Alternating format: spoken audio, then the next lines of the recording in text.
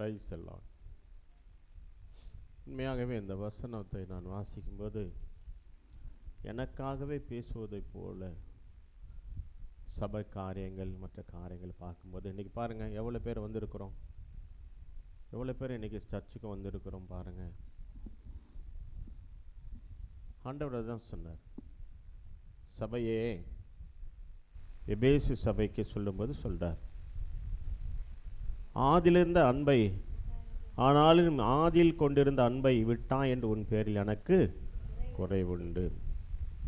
ஆகவே ரட்சிக்கப்படும் போது ஆண்டவரிடத்தில் நாம் எந்த அளவுக்கு அன்புள்ளவர்களாய் வாழ்ந்தோம், எந்த அளவுக்கு ஆண்டவரை நேசித்தோம், அல்லது வியாதியின் நேரத்தில் எந்த அளவுக்கு ஆண்டவரை நேசித்தோம், பிசாசின் பிடியில் இருக்கும்போது ஆண்டவரை எந்த அளவுக்கு நேசித்தோம், உபத்திரத்தில் இருக்கும்போது எந்த அளவுக்கு ஆண்டவரை நேசித்தோம், வறுமையில் இருக்கும்போது எந்த அளவுக்கு ஆண்டவரை நேசித்தோம், தத்தளிப்பின் சூழ்நிலையில் இருக்கும்போது எந்த அளவுக்கு ஆண்டவரை நேசித்தோம், இன்றைக்கு ஆண்டவர் உயர்த்தும் போது ஆண்டவர் மேன்மைப்படுத்தும் போது நாம் எந்த அளவுக்கு ஆண்டவருடைய அன்பிலே நாம் இருக்கிறோம்.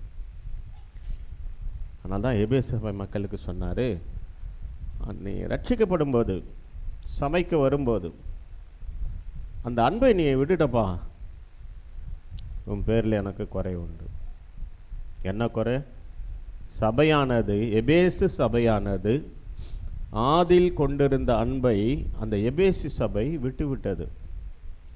ஆகவே அந்த எபேசு சபைக்கு சொல்லுகிற விஷயம் என்னன்னா, நீ என்ன நிலையிலிருந்து விழுந்தாய் என்பதை நினைத்து மனம் திரும்பி ஆதியில் செய்த கிரியைகளை செய்வாயாக. ஆகவே சபையானது கண்ணீரோடு சொல்லுகிறேன், நல்லா ஓடிட்டு இருந்தோம் சபை, அனுதினமும் ஊழியமும் என்பது போல அனுதினமும் சபை ஓடிக்கொண்டிருந்தது.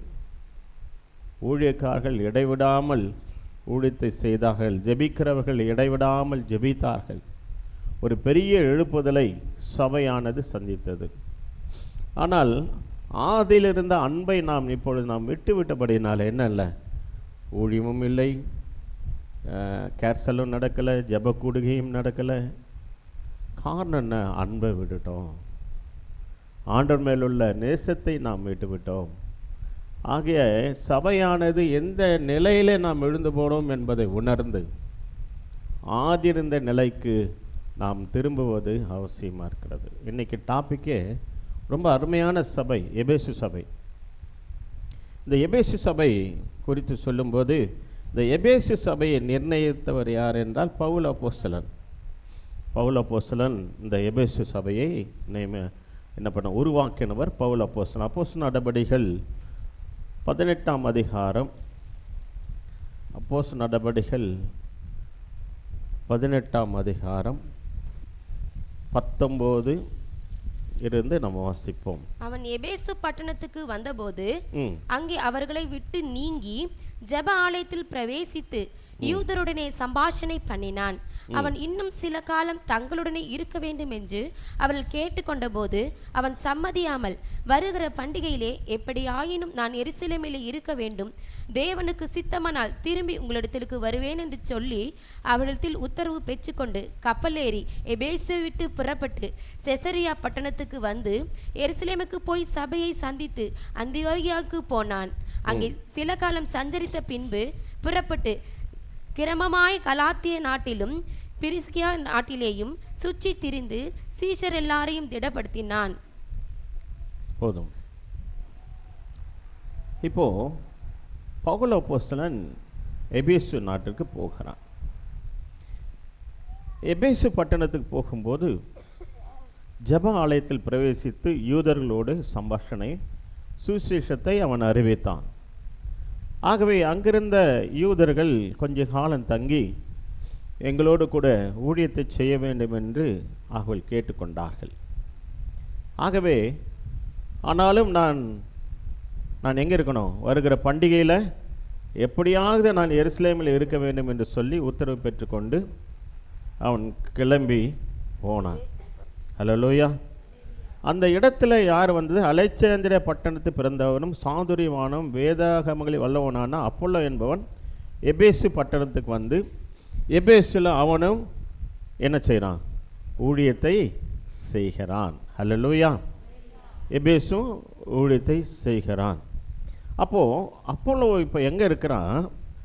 கொரிந்து பட்டணத்துக்கு போகிறான். இப்போது நல்லா கவனிங்க, அப்போலோ எங்கே போகிறான்? இப்போது கொரிந்து பட்டணத்துக்கு போகிறான். அப்போது பவுல் திரும்பமாக எபேசுக்கு வராரு. பவுல் என்ன பண்ணுறாரு? திரும்பமாக எபேசு பட்டணத்துக்கு வராரு.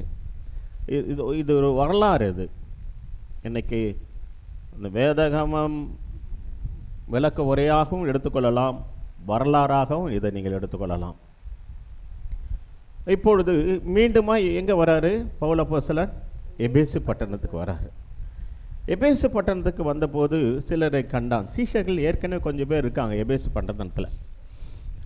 அவர்கள், நீங்கள் விசுவாசிகளான போது பரிசுத்த ஆவியை பெற்றுக்கொண்டீர்களா என்று கேட்கும்போது, பரிசுத்த ஆவி உண்டு என்பதை நாங்கள் கேள்விப்படவே இல்லை அப்படின்னா, அப்படியானால் நீங்கள் எந்த ஞானஸ்தானத்தை பெற்றீர்கள் என்று சொல்லும்போது, யோவான் கொடுத்த ஞானஸ்தானத்தை நாங்கள் பெற்றுக்கொண்டோம் என்று சொல்லும்போது, அவன் மனம் திரும்புவதற்கு ஏற்ற ஞானஸ்தானத்தை கொடுத்தானே என்று சொல்லி, அவன் இயேசுவின் நாமத்தினால அவளுக்கு ஞானஸ்தானம் கொடுத்தான்.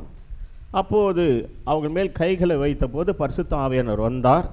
அவர்கள் எல்லோரும் பரிசுத்த ஆவியினாலே நிறைந்தவர்களாய் தீர்க்க தரிசனம் சொல்லுகிறார்கள். எபேசு பட்டணம் இப்போ எப்படி ஆயிடுச்சு?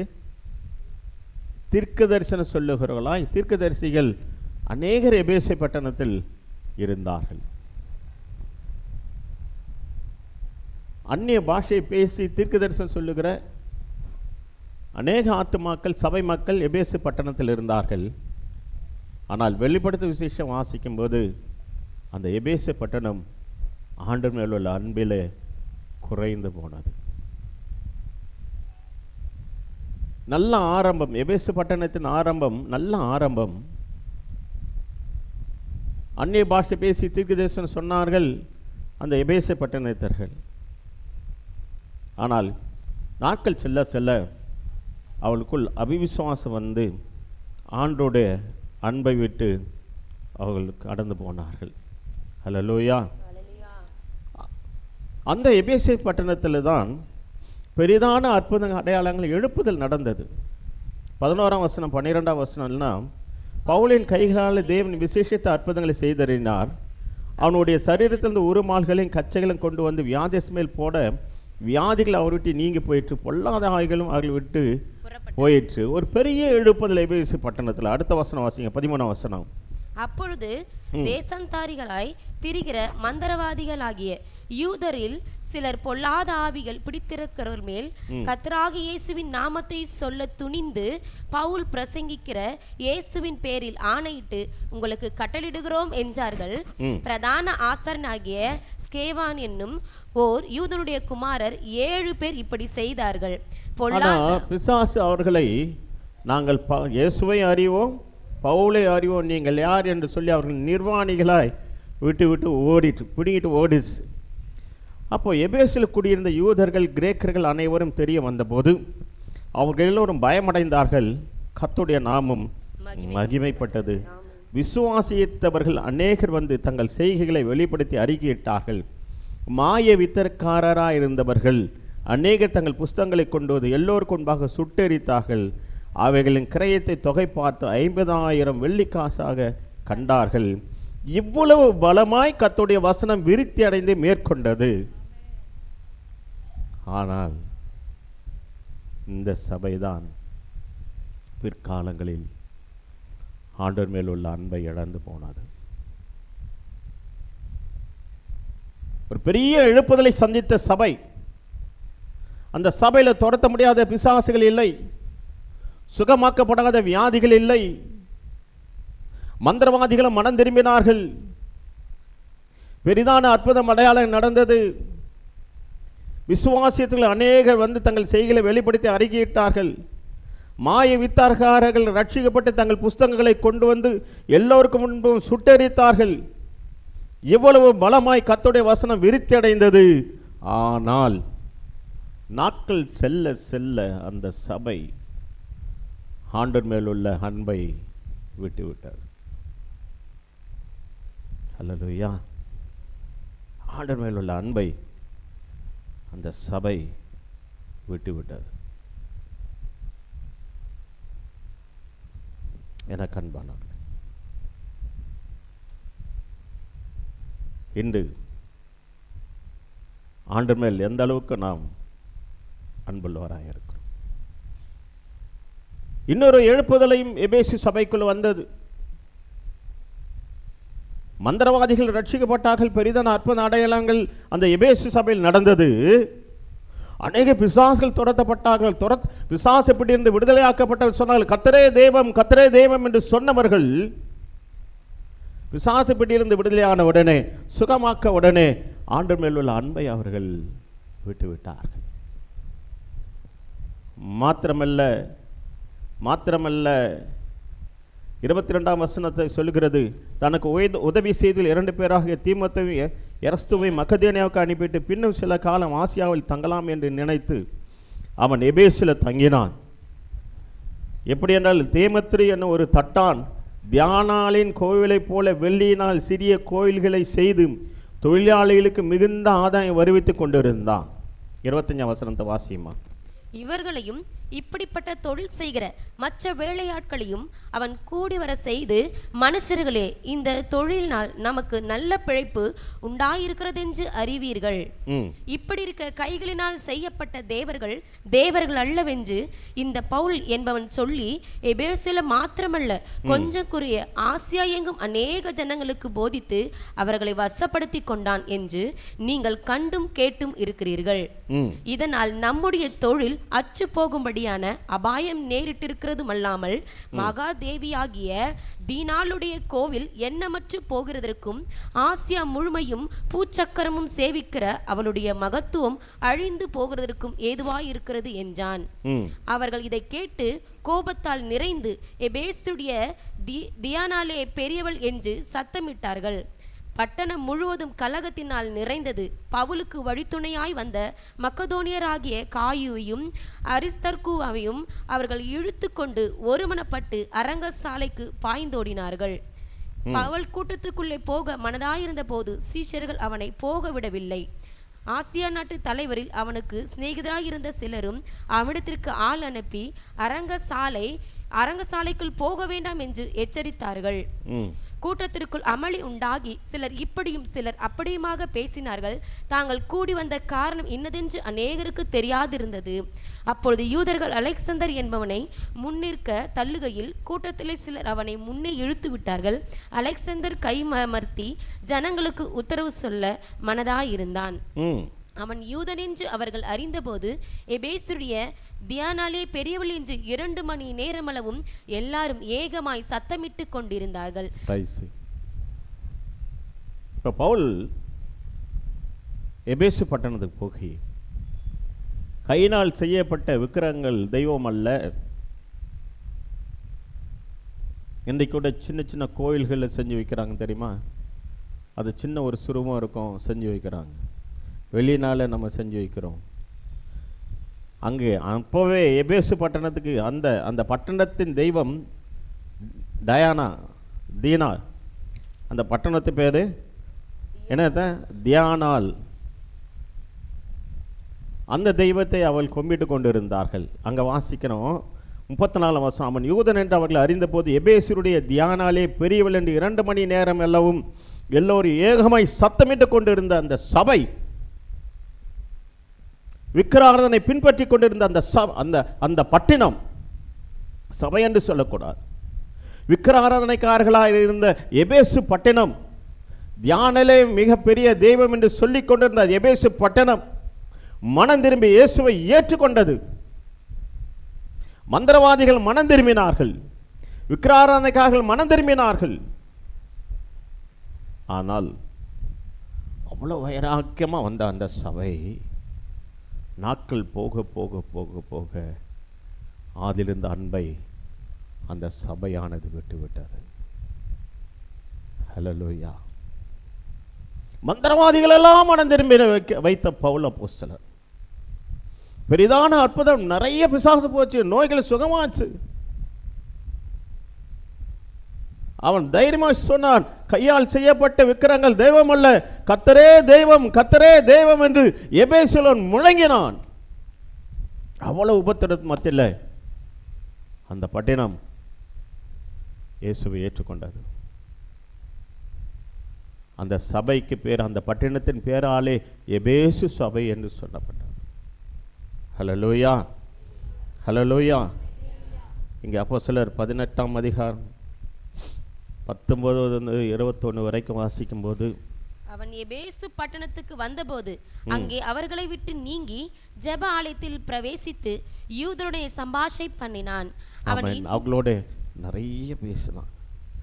அவங்களோட நிறைய பேசினது மாத்திரமல்ல, இந்த எபேசு சபை, அந்த எபேசு பட்டணம் ரட்சிக்கப்பட வேண்டும் என்று சொல்லி அப்போஸ்தலர் 20ஆம் அதிகாரம் 20ஆம் வசனத்தில் நாம் வாசிக்கும்போது, பிரயோஜனமானவைகள் ஒன்றையும் நான் உங்களுக்கு மறைத்து வைக்காமல் வெளியரங்கமாக வீடுகள் தோறும் உங்களுக்கு பிரசங்கித்து உபதேசம் பண்ணி. ஆமென். ஆகவே எபேசு பட்டணத்தில் எல்லாவற்றையும், எல்லா வேத வாக்கியங்களையும் அவன் எபேசு பட்டணத்துக்கு சொல்லிக் கொடுத்தான். அவள் ஆண்டவருடைய வார்த்தையில் அருமையாக எபேசு பட்டணத்தை வளர்த்தான். ஏறக்குறைய 3 வருடங்கள் அவன் எபேசில் தங்கி, ஏறக்குறைய 3 வருடங்கள் அவன் எபேசு பட்டணம். தம்பி வாசியுங்கள், 20ஆம் அதிகாரம் 31ஆம் வசனத்தை வாசிப்போம். ஆனபடியால் நான் 3 வருஷ காலமாய் இரவும் பகலும் கண்ணீரோடே இடைவிடாமல் அவனவனுக்கு புத்தி சொல்லி கொண்டு வந்ததை நினைத்து விழித்திருங்கள். ஹல்லேலூயா. 3 வருஷ காலம் தங்கி எபேசு பட்டணத்தில் இரவும் பகலும் கண்ணீரோடு ஜெபித்து அந்த அந்த எபேசு பட்டணத்தில் மிகப்பெரிய சபையை உருவாக்கி விட்டான் பவுல் அப்போஸ்தலன். இரவும் பகலும் ஜெபித்து கண்ணீரோடு அந்த சபை மக்களுக்காக, அந்த அந்த பட்டினத்துக்காக ஜெபித்து ஒரு மிகப்பெரிய திருச்சபையை எபேசுல பவுல் அப்போஸ்தலன் உருவாக்கி விட்டான். ஆனால் நாட்கள் போக போக அந்த எபேசு சபை ஆதிலிருந்து கொண்டிருந்த அன்பை விட்டுவிட்டது.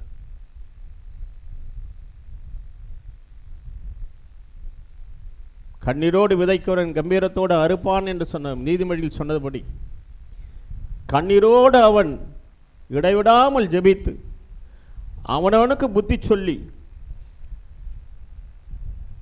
32ஆம் வசனம், இப்போதும் சகோதரர் நீங்கள் பக்தி விருத்தி அடைவும் பரிசுத்தவான்களுக்குரிய அனைவருக்குள்ள உங்களுக்கு சுதந்திரத்தை கொடுக்க வல்லவராயிருக்க தேவனுக்கும் அவருடைய கிருபையுள்ள வசனத்தும் உங்களை ஒப்பு கொடுக்கிறேன் என்று சொல்லுகிறார். அப்படிப்பட்ட சபை, மிகப்பெரிய எழுப்புதலை சந்தித்த சபை ஆதிலிருந்த அன்பை அந்த சபை விட்டுவிட்டது. ஆகவே தான் ஆவியானவர் சொல்கிறார், எந்த நிலையிலே விழுந்தா என்பதை நினைத்து பார்த்து ஆதிலிருந்த அன்பை நீ பற்றிக்கொள். இன்னைக்கு எல்லாருக்கும் சொல்ற விஷயம் அதுதான், என்னோடும் சேர்த்து.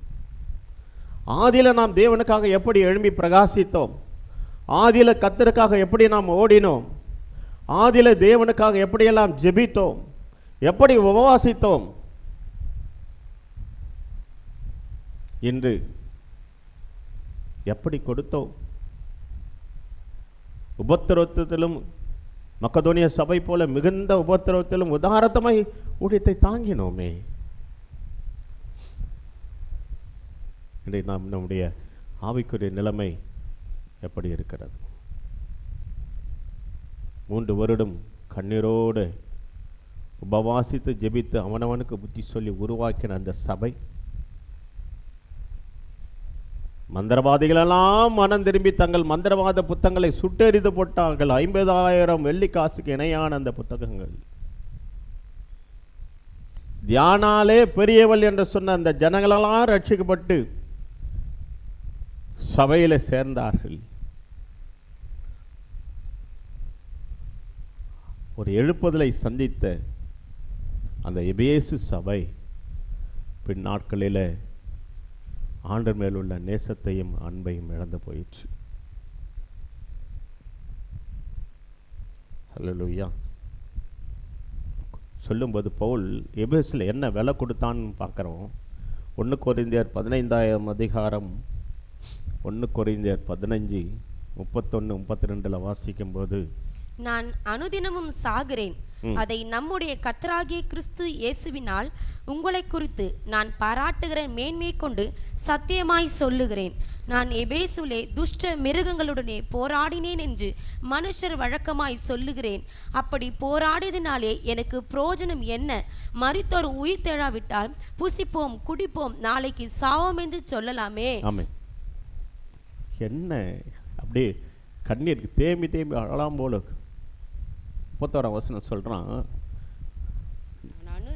நான் அனுதினம் சாகிறேன். எந்த சபைக்காக சொன்னா? எபேசு சபைக்காக. நான் அனுதினம் சாகிறேன், அதை நம்முடைய கர்த்தராகிய இயேசு கிறிஸ்துவினால் உங்களை குறித்து நான் பாராட்டி மேன்மை கொண்டு சத்தியமாய் சொல்லுகிறேன். நான் எபேசுல துஷ்ட மிருகங்களோடு போராடினேன் என்று மனுஷர் வழக்கமாய் சொல்லுகிறேன். அப்படி போராடியதுனால எனக்கு பிரயோஜனம் என்ன? மரித்தோர் உயிர் தேழவிட்டால் புசிப்போம் குடிப்போம் நாளைக்கு சாவோம் என்று சொல்லலாமே. நீங்கள் மரித்தோர் இந்த உயிர் தேழ வேண்டும் என்று நான் விரும்புகிறேன்.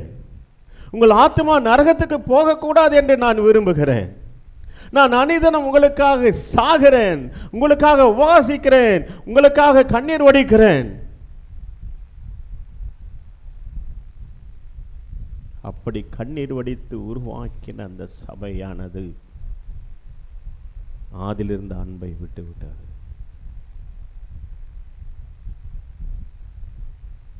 அனிதினம் நான் சாகிறேன் என்று பவுல் சொன்னது போல எவ்வளவு உபவாசங்கள், வருத்தங்கள், பாடுகள், துஷ்ட மிருகங்களோடு இந்த சபை போராடி கொண்டு இருக்கிறது. இன்ற வரைக்கும் போராடி கொண்டு இருக்கிறது.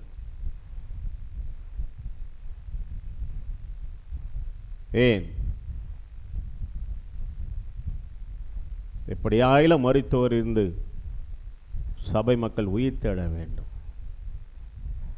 அப்படி உயிர் தேடாவிட்டால் புசிப்போம் குடிப்போம் நாளைக்கு சாவோம் என்று சொல்லலாமே.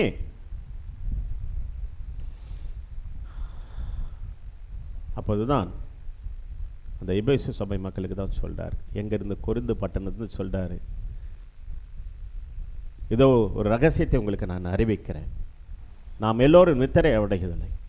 கர்த்தர் தாமே ஆரவாரத்தோடும் பிரதான தூதனுடைய எக்கால சத்தத்தோடும் வானத்திலிருந்து இறங்கி வருவார். அப்போது கிறிஸ்துக்கள் மரித்தவர்கள் முதலாவது எழுந்திருப்பார்கள். உயிரோடு இருக்க நாம் அவர்கள் எதிர்கொண்டு போய் இவ்விதமாய் கர்த்தரோடு கூட இருப்போம் என்று எபேசு சபைக்கு சொன்னான்.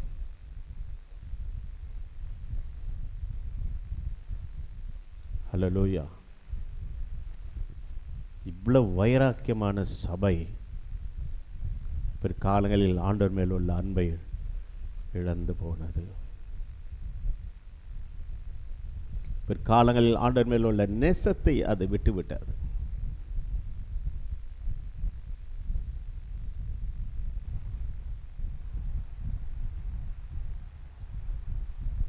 இந்த சபை மக்கள் எப்படியாகிலும் மரித்தோரிலிருந்து எழுந்திருக்க வேண்டுமே. எபேசு சபை அந்த சபைக்காக அனுதினம் சாகிறேன் என்று பவுல் சொன்னார். துஷ்ட மிருகங்களோடு போராடியது போல அங்குள்ள துஷ்ட மனிதரோடு நான் போராடினேன். ஆனாலும்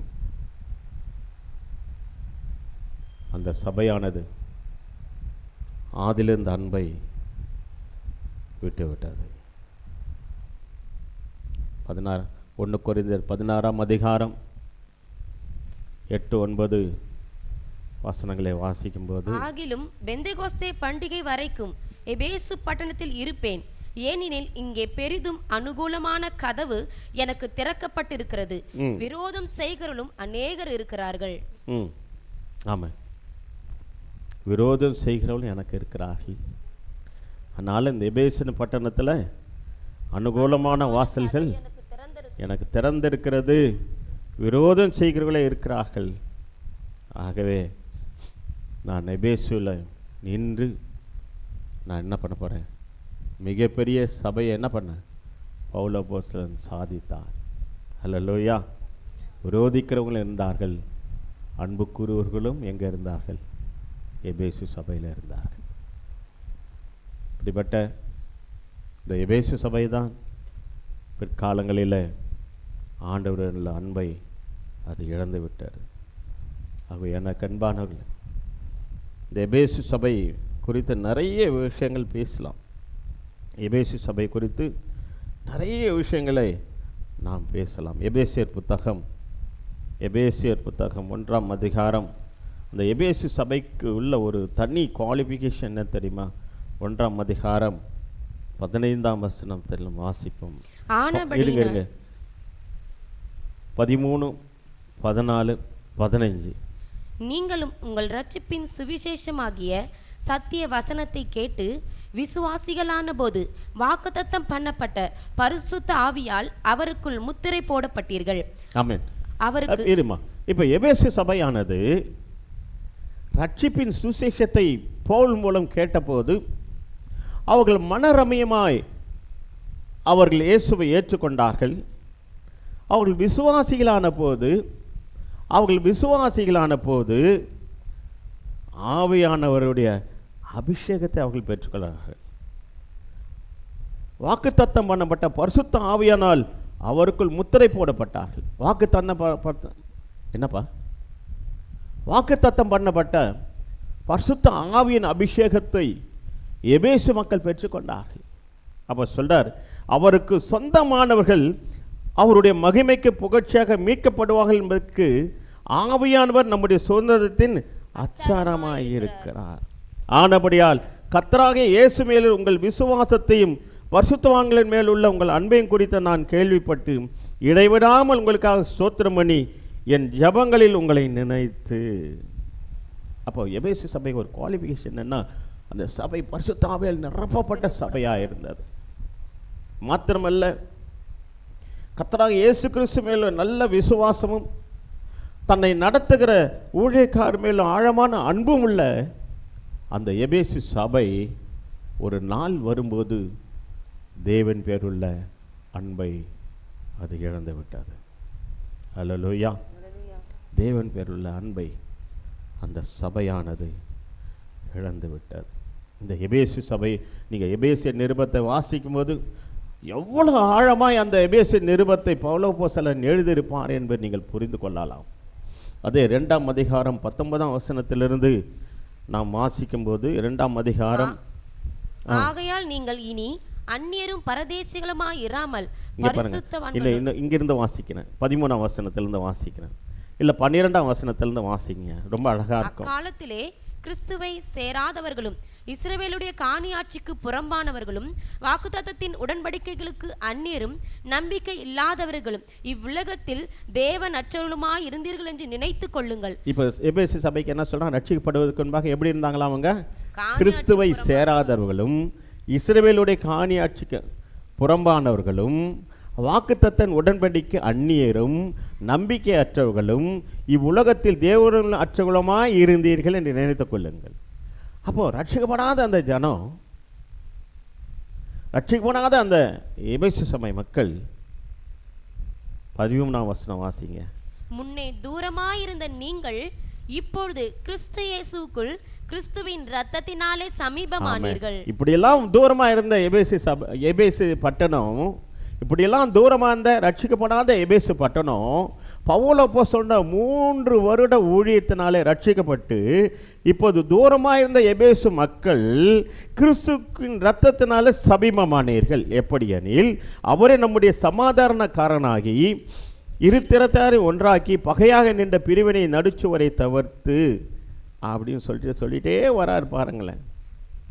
19ஆம் வசனத்தை சொல்லும்போது, ஆக நீங்கள் அந்நியரும் பரதேசியுமாய் இராமல் பரிசுத்தவான்களோடு ஒரே நகரத்தாரும் தேவனுடைய வீட்டாருமாய் இருக்கிறீர்கள். எபேசு சபை மக்களே, இப்போ நீங்கள் யாரா இருக்கிறீங்க? பரிசுத்தவான்களோட ஒரே நகரத்தாரும் தேவனுடைய வீட்டாராய் இருக்கிறீர்கள் என்று எபேசு சபை பற்றி சொல்கிறார். இங்கே ஒரே பரிசுத்தவான்களுடைய ஒரே நகரத்தாரும் தேவனுடைய வீட்டாருமாய் இருந்த இந்த எபேசு சபை நாட்கள் போக போக ஆண்டவர் மேலுள்ள அன்பு அந்த சபைக்கு குறைந்து போனது. இந்த அளவுக்கு நெருக்கமாய் வாழ்ந்த, தேவனோடு நெருக்கமாய் இருந்த இந்த எபேசு சபை நாட்கள் போக போக ஆண்டவருடைய அன்பை விட்டு அது விலகி போனது. அதனால்தான் ஆண்டவர் சொல்றார், பரிசுத்த ஆவியானவர் சொல்றார், ஆதிலிருந்து அன்பை விட்டாயே என்று உன் பேரில் எனக்கு குறை உண்டு. ஹல்லேலூயா, ஹல்லேலூயா. அடுத்து சொல்றாரு, அவர் மேல் மாளிகை முழுவதும் இசைவாய் இணைக்கப்பட்டு கர்த்தருக்குள் பரிசுத்த ஆலயமாய் எழும்புகிறது. அவன் மேல் நீங்களும் ஆவினாலே தேவனுடைய வாசஸ்தலமாக கூட்டி கட்டப்பட்டு வருகிறீர். நீங்கள் தான் தேவனுடைய வாசஸ்தலம் என்று சொல்லுகிறார். தேவனுடைய வாசம் பண்ணுகிற வாசஸ்தலமாய் விளங்கிய எபேசு சபை மக்கள் தான் ஆதிலிருந்து கொண்டிருந்த அன்பை விட்டு விட்டார்கள். ஹல்லேலூயா, ஹல்லேலூயா, ஹல்லேலூயா. 3ஆம் அதிகாரம் 15ஆம் வசனத்திலிருந்து 21ஆம் வசனம் வரைக்கும் எபேசு சபை மக்கள் எப்படி இருந்தார்கள் என்று சொல்லுகிறது. நம்முடைய கர்த்தராயிருக்கிற இயேசு கிறிஸ்துவுடைய பிதாவை நோக்கி முழங்கால் படியிட்டு நீங்கள் அவருடைய ஆவியினாலே உள்ளான மனுஷனில் வல்லமையாய் பலப்படவும் விசுவாசத்தினாலே கிறிஸ்து உங்கள் இருதயங்களில் வாசமாய் இருக்கவும் நீங்கள் அன்பிலே வேரூன்றி நிலை பெற்றவர்களாகி சகல பரிசுத்தவான்களும் கூட இயேசு கிறிஸ்துவுடைய அன்பின் அகலமும் நீளமும் ஆழமும் உயரமும் இன்னதென்று உணர்ந்து அறிவு கெட்டாத அந்த அன்பை அறிந்து கொள்ள வல்லவர்களாகவும் தேவனுடைய சகல பரிபூரணத்தாலும் நிறையப்படவும் அவர் தமது மகிமையினுடைய ஐஸ்வர்யத்தின்படியே உங்களுக்கு அனுக்கிரகம் பண்ண வேண்டும் என்று வேண்டிக் கொள்ளுகிறேன். நாம் வேண்டிக் கொள்ளுகிறதற்கும் நினைக்கிறதற்கும் மிகவும் அதிகமாய் நமக்குள்ளே கிரியை செய்கிற வல்லமையின்படியே நமக்கு செய்ய வல்லவராயிருக்கிற அவருக்கு சபையிலே கிறிஸ்து இயேசுவின் மூலமாய் தலைமுறை தலைமுறைக்கும் சதா காலங்களில் மகிமை உண்டாவதாக. ஆமேன். 4:6 எல்லாருக்கும் ஒரே தேவனும் பிதாவும் உண்டு, அவர் எல்லார் மேலும் எல்லாரோடும் உங்கள் எல்லாருக்குள்ளும் இருக்கிறவர். ஹல்லேலூயா. உங்கள் எல்லாருக்குள்ளும் இருக்கிறவரை, உங்கள் எல்லாருக்குள்ளும் இருக்கிறார் இயேசு. இப்படி இயேசுவையே தமக்குள் பெற்றுக்கொண்ட அந்த ஜனங்கள் ஆண்டோட அன்பை விட்டு பின்வாங்கி போனார்கள். ஆண்டோடைய நேசத்தை விட்டு அவர்கள் பின்வாங்கி போனார்கள். 24ஆம் அதிகாரம் 22ஆம் வசனம். 4ஆம் அதிகாரம் எபேசியர் 4:22 படியுங்கள். அந்தபடி முந்தின நடக்கைக்குரிய மோசம் போக்கும் இச்சைகளாலே கெட்டு போகிற பழைய மனுஷனை நீங்கள் களைந்து போட்டு உங்கள் உள்ளத்திலே புதிதான ஆவி உள்ளவர்களாகி மெய்யான நீதியிலும் பரிசுத்தத்திலும் தேவனுடைய சாயலாக சிருஷ்டிக்கப்பட்ட புதிய மனுஷனை தரித்து கொள்ளுங்கள். அஞ்சும் நாம் ஒருவருக்கொருவர் அவயங்களாயிருக்கிறபடியால் பொய்யை களைந்து அவனவன் பிறனுடனே மெய்யை பேச கடவன். நீங்கள் கோபம் கொண்டாலும் பாவம் செய்யாதிருங்கள். சூரியன் அஸ்தமிக்கிறதுக்கு முன்னாக உங்கள் எரிச்சல் தனியே கடவுது. பிசாசுக்கு இடம் கொடாமலும் இருங்கள். திருடுகிறவன் இனி திருடாமல் குறைச்சலுள்ளவனுக்கு கொடுக்கத்தக்கதாக தனக்கு உண்டாயிருக்கும்படி தன் கைகளினாலே நலமான வேலை செய்து பிரயாசப்பட கடவன். கெட்ட வார்த்தை ஒன்று உங்கள் வாயிலிருந்து புறப்பட வேண்டாம். பக்தி விருத்திக்கு ஏதுவான நல்ல வார்த்தை உண்டானால் அதையே கேட்கிறவனுக்கு பிரயோஜனம் உண்டாகும்படி பேசுங்கள். அஞ்சும் நீங்கள் மீட்கப்படும் நாளுக்கென்று முத்திரையாக பெற்ற தேவனுடைய பரிசுத்த ஆவியை துக்கப்படுத்தாதிருங்கள். சகலவிதமான கசப்பும் கோபமும் மூர்க்கமும் கூக்குரலும் தூஷணமும் மற்ற எந்த துர்குணமும் உங்களை விட்டு நீங்க கடவது. ஒருவருக்கொருவர் தயவாயும் மன உருக்கமாயும் இருந்து கிறிஸ்துவுக்குள் தேவன் உங்களுக்கு மன்னித்தது போல நீங்களும் ஒருவருக்கொருவர் மன்னியுங்கள். இப்படி அழகாய் வளர்க்கப்பட்ட எபேசு சபை, இப்படி பவுல் அப்போஸ்தலன் உபதேசத்தினால் அற்புதமாய் வளர்க்கப்பட்ட எபேசு சபையானது நாட்கள் வரும்போது ஆண்டவருடைய அன்பை இழந்து போனது. எபேசு சபை குறித்து வாசிக்கும்போது கண்ணீர் வந்துடும். அந்த எபேசு சபை எப்படி இருந்ததுன்னா, தேவனுடைய சாயலாக சிருஷ்டிக்கப்பட்ட புதிய மனுஷனாக அவர்கள் மாறியிருந்தார்கள். தேவனுடைய சாயலில் இருந்தார்கள் எபேசு சபை. ரட்சிக்கப்பட்ட போது எப்படி இருந்தாங்க? தேவனுடைய சாயலாக சிருஷ்டிக்கப்பட்ட புதிய மனுஷனை அவர்கள் பெற்றுக்கொண்டார்கள். மாத்திரமல்ல, எபேசியர் 1ஆம் அதிகாரம் 19, 20, 21, 22 வாசிக்கும்போது, தாம் கிறிஸ்துவை மரித்தோரிலிருந்து எழுப்பி அவரிடத்தில் நடப்பித்த தமது பலத்த சத்துவத்தின் வல்லமையின்படியே விசுவாசிக்கிறவர்களாகிய நம்மிடத்திலே காண்பிக்கும் தம்முடைய வல்லமையின் மகா மேன்மையான மகத்துவம் இன்னதென்றும் நீங்கள் அறியும்படிக்கு அவர் உங்களுக்கு பிரகாசமுள்ள மனக்கண்களை கொடுக்க வேண்டும் என்றும் வேண்டிக் கொள்ளுகிறேன். ஆமென். வல்லமையினால் நிறைந்திருந்தது எபேசு சபை. தேவனுடைய வல்லமையினாலே எபேசு சபை நிறைந்திருந்தது. எல்லா துரைத்தனத்துக்கும் அதிகாரத்துக்கும் வல்லமைக்கும் கர்த்தத்துவத்துக்கும் மேல் மாத்திரமல்ல, மறுமையிலும் பேர் பெற்றிருக்கும் எல்லா நாமத்துக்கு மேலும் அவை உயர்ந்திருக்கத்தக்கதாக அவரை உன்னதங்களில் தம்முடைய வலது பார்த்து உட்காரும்படி செய்து எல்லாவற்றையும் அவருடைய பாதங்களில் கீழ்ப்படுத்தி எல்லாவற்றால் நிரப்புகிற நிறைவாக சரீரமான சபைக்கு அவரை எல்லாவற்றையும் மேலாக தலையாக தந்தருளினார். ஆகவே எபேசு சபை எப்படி இருந்தது? எல்லாவற்றாலும் நிரப்புகிறவருடைய நிறைவாகிய சரீரமான சபையாக எபேசு சபை இருந்தது. அந்த எபேசு சபைக்கு தலையாக இயேசுவானவர் இருந்தார். அப்படி அன்பிலே நிறைந்திருந்த அந்த சபை ஆதிலிருந்த அன்பை விட்டுவிட்டது. குறைவற்றிருந்த சபை, அன்பிலே குறைவில்லை, அற்புத அடையாளங்களிலே குறைவில்லை, விக்கிரகாராதனை விட்டு மனம் திரும்பின அந்த சபை, வல்லமையில குறையில்லை, நல்ல குணங்களில் அந்த சபைக்கு குறைவில்லை. அங்கே வாசிக்கிறோம், இங்கே வாசிக்கிறோம் 6ஆம் அதிகாரத்தில் சொல்ல, நீங்கள் 5ஆம் அதிகாரம் பார்த்தீங்கன்னா அந்த சபை எப்படி இருந்தது தெரியுமா? கணவனும் மனைவி போல இருந்தார்கள் அந்த சபை. இன்னைக்கு கல்யாணத்தில் நிறைய பிரசங்கம் பண்ணுவாங்க. எபேசியர் 5ஆம் அதிகாரத்து குறித்து பிரசங்கம் பண்ணுவது என கேட்டிருக்கிறோம். எப்படி இருந்ததா? சபை மணவாளனும் மணவாட்டியும் போல இருக்க வேண்டும் என்று சொல்லுகிறார். அவர் சொல்றார், மனைவிகளே கர்த்தருக்கு கீழ்ப்படியது போல உங்கள் சொந்த புருஷனுக்கு கீழ்ப்படியுங்கள். கிறிஸ்து சபைக்கு தலையாக இருக்கிறது போல புருஷனும் மனைவிக்கு தலையாக இருக்கிறான். அவரே சரீரத்துக்கு ரட்சையாக இருக்கிறார். ஆகவே சபையானது கிறிஸ்துவுக்கு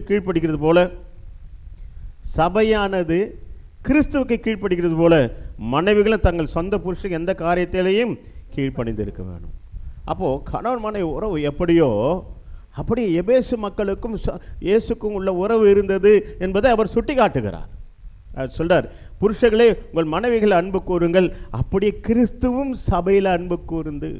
ஒரு புருஷன் தன் மனைவியில் எப்படி அன்பு கூறுறானோ அதே போல் எபேசு சபையிலையும் கூட கிறிஸ்து சபையில் அன்பு கூர்ந்து அதை தம் திருவசனத்தை கொண்டு தண்ணீர் முழுக்கினால் சுத்திகரித்து பரிசுத்தமாக்குவதற்கும் கரைதிரை முதலாளை ஒன்றும் இல்லாமல் பரிசுத்தம் பழையமற்றதுமான மகிமுள்ள சபையாக அதை தமக்கு முன் நிறுத்தி கொள்வதற்காக தம்மை தாமே அதற்காக ஒப்பு கொடுத்தார்.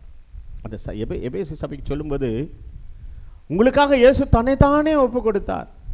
ஒரு கணவன் தன் மனைவிக்கு எப்படி ஒப்பு கொடுக்கிறானோ அதே போல இயேசுவானவரும் எபேசு சபைக்காக தன்னைத்தானே ஒப்பு கொடுத்து இருக்கிறார். நீ மனைவாட்டியான சபை எபேசுவே அப்படிங்கிறார். ஹல்லேலூயா, ஹல்லேலூயா. இதெல்லாம் சொல்லிட்டு சொல்றார் 32ஆம் வசனம், இந்த ரகசியம் பெரிது, நான் கிறிஸ்துவை பற்றியும் சபை பற்றியும் சொல்லுகிறேன். நான் கணவன் மனைவி பற்றி உதாரணத்துக்கு சொன்ன ஒழிய நான் உண்மையாக சொல்ல வந்தது எது தெரியுமா? கிறிஸ்துவ பற்றியும் சபை பற்றியும் தான் சொல்லுகிறேன். அப்போ நல்ல மனைவி தன் கணவனுக்கு எல்லாவற்றையும் அடங்குது போல சபைக்கு திருச்ச மக்கள் அடங்க இருக்க வேணும். கிறிஸ்து சபையில் அன்பு கூர்ந்தது போல இயேசுவான உங்களில் அன்பு கூறுகிறார். மனைவியும் கிறிஸ்துவில் கணவனிடத்தில் அன்பு கூறுவது போல சபை மக்களும் கிறிஸ்துவிடத்தில் ஆழமான அன்பு கூற வேண்டும். ஆகவே மனவாட்டியான நீங்கள் மனவனாக இயேசு கிறிஸ்துவோட ஆழமான உறவோடு இருக்க வேண்டும் என்று இந்த வசனம் வேற எந்த இடத்துல இருக்காது. அப்படி ஒரு ஆழமான உறவு எபேசு சபைக்கும் இயேசு கிறிஸ்துவுக்கும் இருந்தது. பிற்காலங்களில் இந்த சபை தான் ஆதிலிருந்து அன்பை விட்டு விட்டது.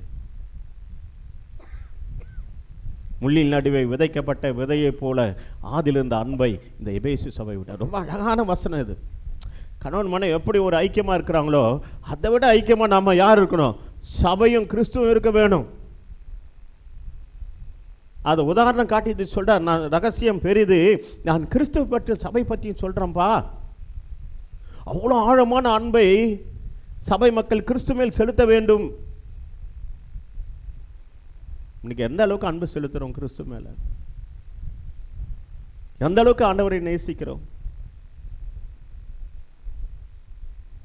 அதை தான் ஃபாதர் பாடினார். எனது மனவாளனே என் இதய ஏக்கமே இனியவரே ஏசையா உம்மை தான் நேடுகிறேன், நான் உம்மை தான் நேசிக்கிறேன்.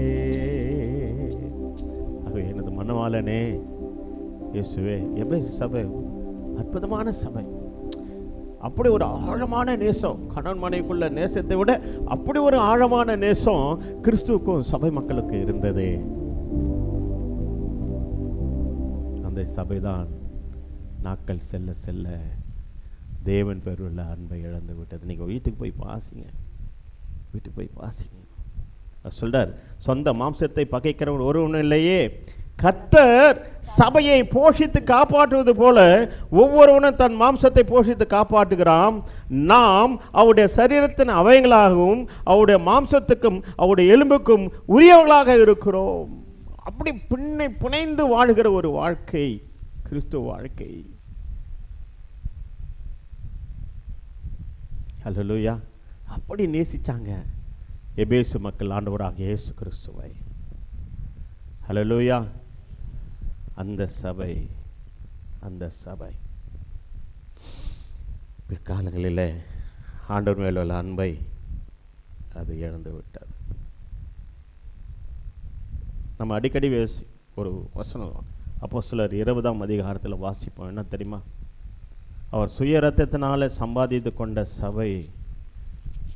ஆகையால் உங்களை குறித்தும் தேவன் தம்முடைய சுய இரத்தத்தினாலே சம்பாதித்து கொண்ட தமது சபையை மேய்ப்பதற்கு பரிசுத்த ஆவி உங்களை கண்காணிகளாக வைத்த மந்தை முழுவதையும் குறித்தும் எச்சரிக்கையாய் இருங்கள்.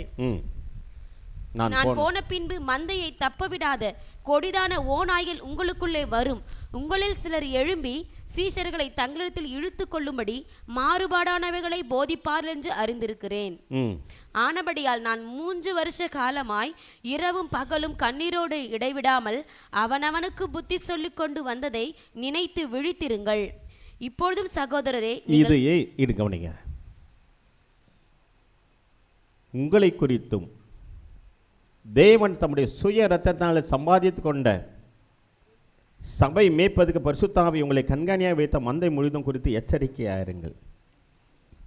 நான் போன பின்பு மந்தை தப்பவிடாத கொடிதான ஓனாகி உங்களிடத்தில் வரும்.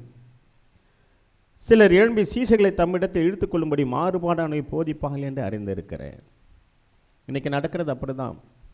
சபைன்னு ஒன்று தொடங்குவாங்க, புதுசாக சுவிசேஷத்தை சொல்லி பிசாசு துரத்தி நோய்களை சுகமாக்கி, அப்படி இல்லை, திருடுறது தான் பெரிய ஊழியம் நினச்சி நிற்கிற இந்த காலகட்டத்தில். அதை தான் அங்கே தான் நடந்தது.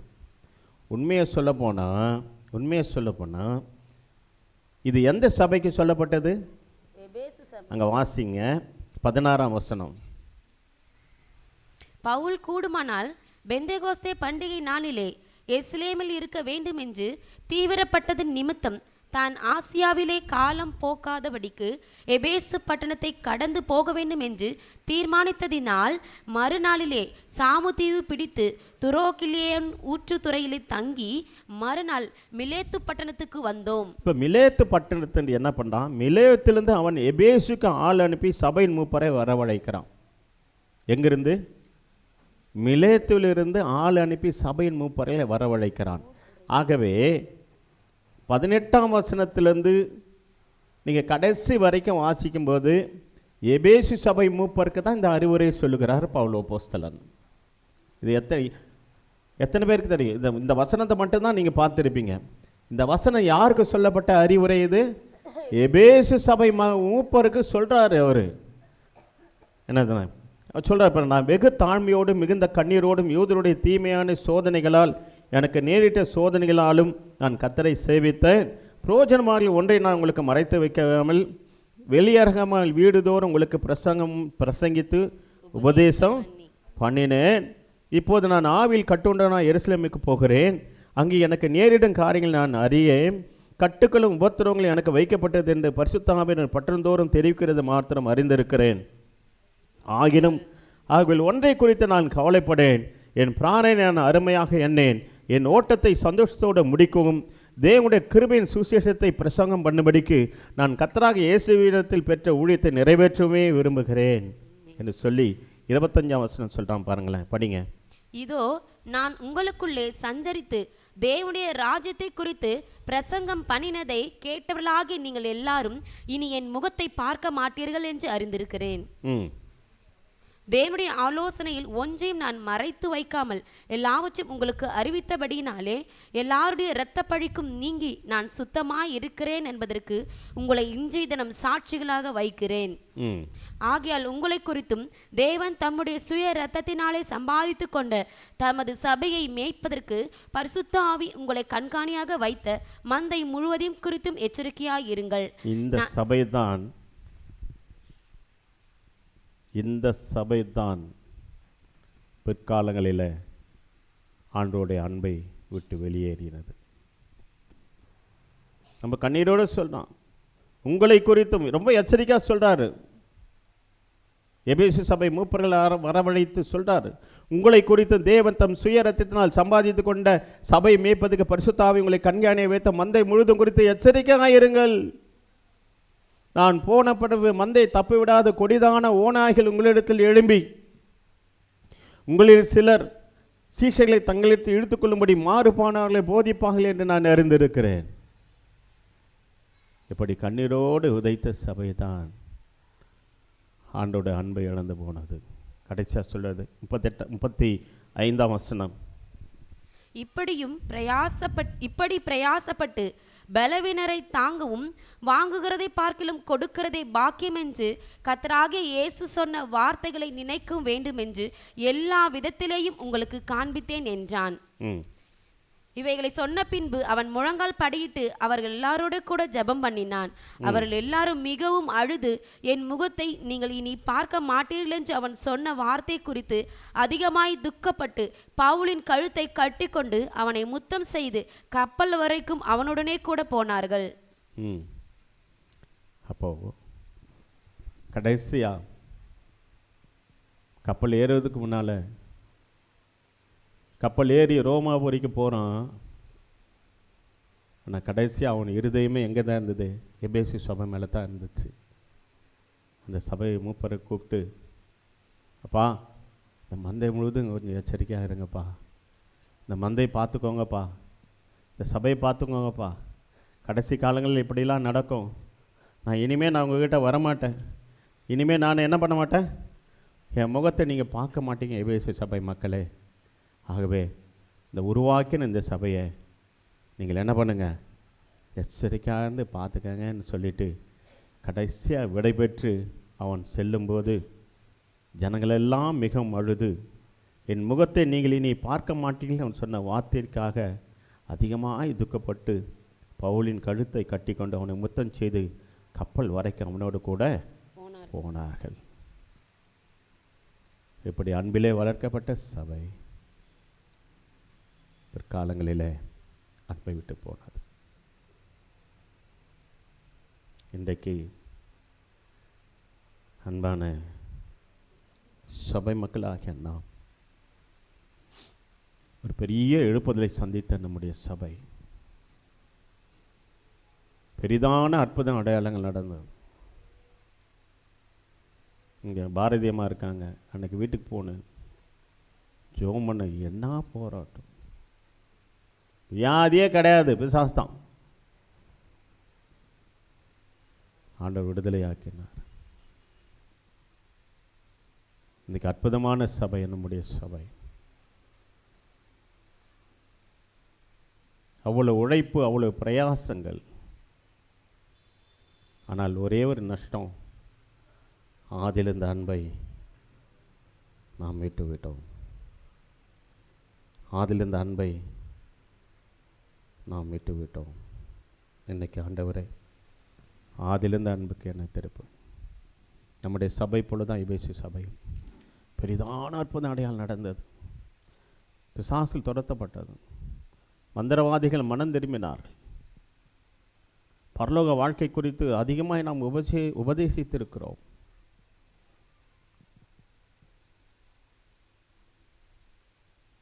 பதினஞ்சாம் அதிகம் 1 Corinthians 15 அதான் சொல்லுது. ஒரு ரகசியத்தை உங்களுக்கு அறிவிக்கிறேன், நாரான் நித்திரை அடைவதில்லை. எபேசு சபை மேலே பவுலுக்கு ஒரு ஆழமான அக்கறை இருந்தது, அன்பு இருந்தது. 6ஆம் அதிகாரத்தில் சொல்லும்போது எபேசு சபை வாலிபருக்கு சொல்றார், பிள்ளைகளே உங்கள் கர்த்தருக்கு பிள்ளைகளே உங்கள் பெற்றோருக்கு கர்த்தருக்குள் கீழ்ப்படியுங்கள், உங்கள் இது நியாயம். உனக்கு நன்மை உண்டாகாதிருக்கும் பூமியில் வாழ்நாள் நீடித்து இருப்பதும் தகப்பனை தாயம் கனம் பண்ணுவாயாக என்று சொல்லி எபேசு சபை குழந்தைகளுக்கு அவர் பவுல் அப்போஸ்தலன் எழுதுகிறான். வேலைக்காரர்களை உங்கள் எஜமானுக்கு உண்மையாயிருங்கள் என்று எபேசு சபைக்கு எழுதுகிறான்.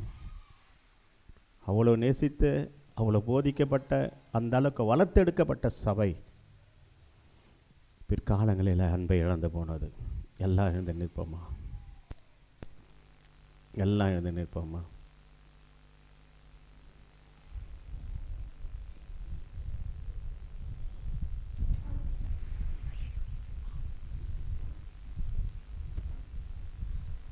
இன்னொரு விஷயம், இந்த எபேசு சபை தான் யுத்தத்தில் சிறந்த சபையாக இருந்தது. பிசாசோடு யுத்தம் பண்ணுவதில் ஒரு சிறந்த சபையாக இருந்தது இந்த எபேசு சபை. 6ஆம் அதிகாரம் 10ஆம் வசனத்திலிருந்து நம்ம வாசிக்கும் போது, கடைசியாக என் சகோதரரே, கடைசியாக நான் சொல்றேன், எபேசு சபையே, கர்த்தரிலும் அவருடைய சத்துவத்தின் வல்லமையிலும் பலப்படுங்கள். நீங்கள் பிசாசின் தந்திரங்களோடு எதிர்த்து நிற்க திராணி உள்ளவர்களாகும்படி தேவனுடைய சர்வாயுத வர்க்கத்தையும் தரித்து கொள்ளுங்கள். ஏனெனில் மாம்சத்தோடும் இரத்தத்தோடும் அல்ல, துரைத்தனங்களோடும் அதிகாரங்களோடும் இப்பிரபஞ்சத்தின் அந்தகார லோகாதிபதிகளோடும் வான மண்டலங்களிலுள்ள பொல்லாத ஆவிகளின் சேனைகளோடும் நமக்கு போராட்டம் உண்டு. இதை சொன்னது எங்க தெரியுமா? எபேசு சபை நல்லா ஜபத்துல போராடின சபை, சாத்தானுக்கு விரோதமாய் போராடின சபை எபேசு சபை. மாம்சத்தோடு இரத்தத்தோடும் உள்ள துரைத்தனங்களோடும் அதிகாரங்களோடும் இப்பிரபஞ்சத்தின் அந்தகார லோகாதிபதிகளோடும் வான மண்டல பொல்லாத சேனைகளோடும் நமக்கு போராட்டம் உண்டு.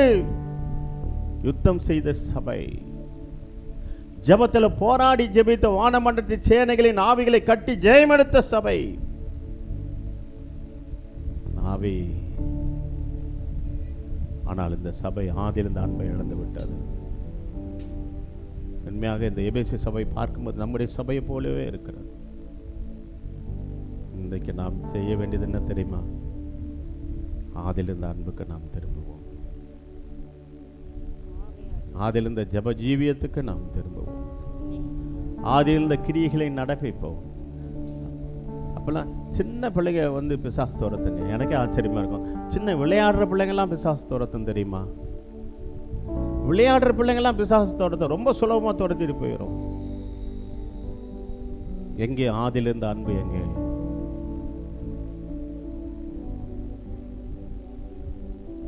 இன்றைக்கு நாம் எல்லோரும் ஆதிலிருந்த அன்புக்கு, என்னையும் சேர்த்துதான் இன்னைக்கு எல்லோரும் ஆதிலிருந்த அன்புக்கு திரும்புவோம். எபேசு சபை போல ஒரு பெரிய எழுப்புதலை சந்தித்தது நம்ம சபை. இந்த ஆண்டில் இப்போதிலிருந்து ஒரு பெரிய எழுப்புதலை நாம் சந்திக்க வேண்டும். ரீபா கணமா தூரானா ஷிகன தாராமோ ரீபா லாதாரானா ஷிகன தாரா மோகாரபா. இன்றைக்கு ஒரு விசேஷத்த நாள். என்ன தெரியுமா? பரிசுத்த ஆவியானவர் இறங்கின நாள் இது. பெந்தேகோஸ்தே பண்டிகை நாள் இது. இந்த நாளில் தான் ஆவியானவர் இறங்கினார். இன்னைக்கு நம்முடைய சபை இன்னைக்கு மறுரூபமாக்கப்படாட்டும். நம்முடைய சபை பரிசுத்த ஆவியால் நிரம்பப்படாட்டும். ஆதிலிருந்து அன்புக்கு நேரா ரீகானா தாரா நா ஷகலா தாரா நீ கலபா ருக்கானமா தூரா நா ஷகனமா. இன்னைக்கு நம்ம எல்லாரும் ஆண்டவரே முள்ளில் நடுவே விதைக்கப்பட்ட விதையை போல மிகுந்த உபத்திரத்தில் ஆதிலிருந்து அன்பை விட்டுட்டேன்பா. சில கசப்புகளினாலே நான் ஆதிலிருந்து அன்பை விட்டு விட்டேன். சிலருடைய வார்த்தையினாலே சபை மேலுள்ள அன்பை, தேவன் பேரில் உள்ள அன்பை நான் விட்டு விட்டேன். இன்றைக்கு நான் மனம் திரும்புகிறேன். இன்னைக்கு ஆண்டவரே ஆதிலிருந்தது கிரியை நடப்பிப்பாக என்று பவுல் கடைசியாக சொல்லும்போது ஆதிலிருந்த கிரியைகளை நடப்பிப்பாக என்று சொல்லி அந்த எபேசு சபைக்கு சொன்னார். அந்த எபேசு சபைக்கு தலையாக இயேசுவானவர் இருந்தார். அந்த எபேசு சகல ஆசீர்வாதங்கள் நல்ல குணசாலியானவர்கள் எபேசு சபை மக்கள். வல்லமையினால் நிறைந்தவர்கள் எபேசு சபை மக்கள். அதே எபேசு சபை போல நாம் ஆதிலிருந்த அன்புக்கு நாம் திரும்புவோம். கேளுங்க, ஆண்டவரே ஆதிலிருந்த அன்பை எனக்கு தாங்க, ஆதிலிருந்த நேசத்தை எனக்கு தாங்க. உம்முடைய பரிசுத்த ஆவியை அளவில்லாமல் எங்கள் மேல் ஊற்றுவீராக. பலவித கசப்பும் துர்குணங்களும் உங்களை விட்டு நீங்குவதாக. யார் மேலெல்லாம் கசப்பு இருந்தாலும் அதை எடுத்து போட்டுருங்க. நம்முடைய ஒரே கோல் பரலோக வாழ்க்கை, நம்முடைய ஒரே கோல் பரலோக வாழ்வு. ஒரு ரீகானா தாரானா ஷகானா, நம்மை சுற்றியுள்ள ஜனங்களை பாருங்கள், ரட்சிக்கப்படாத ஜனங்களை பாருங்கள். ஒரு காலத்தில் தியானாலே பெரியவள் என்று கதறின கூப்பாடு போட்ட அந்த எபேசு ஜனங்கள் தான் பிற்காலங்களில் கர்த்தரே தெய்வம் என்று சொன்னார்கள். ஆண்டவர் எப்படிப்பட்ட சூழ்நிலையில் நம்ம ரட்சித்து அவருடைய ஆலயமாய் நம்ம வைத்திருக்கிறார். உண்மையாகவே ஒரு மனந்திருந்தல் நமக்கு தேவை. ஆண்டவரே உம்மை நேசிக்கிறேன் என்று சொல்லுங்கள். ஆண்டவரே உம்மை நேசிக்கிறேன்பா. எபேசு சபை போல ஆண்டவரே பின்மாற்றத்திலிருந்து எங்களை கொண்டு வாரும். ஆதிலிருந்த கிரியை நடப்பிக்க வேணாம் ஐயா. பெரிதான அற்புத அடையாளம் நடக்கட்டும் ஆண்டவரே. ஆதில் இருந்தது போல நாங்கள் ஊழியத்தை செய்யட்டும். ஆதில் இருந்தது போல எங்கள் வாழ்க்கை மாறட்டும். ஆதில ஓடினது போல நாங்கள் ஓடி எங்களுக்கு வேண்டிய கிருபை தாரும். வாங்க ஆவியானவரே. ரீமா நாதரா நா ஷகல தாரமா ஷிகன தாரமோ ரீபா லாதரா நீ ஷகன தாரா நீ கல்லபா ருக்கனம தாரம். உண்மையாகவே எத்தனை பேர் இன்னைக்கு ஆண்டவருக்கு உங்களை ஒப்பு கொடுக்குறீங்க? ஆண்டவரே ஆதில் இருந்தது போல அதை விட அதிகமாய் உம்மை நேசிக்கிற இருதயத்தை தாரும். உம்மை ஆழமாய் நேசிக்கிற இருதயத்தை தாரும்.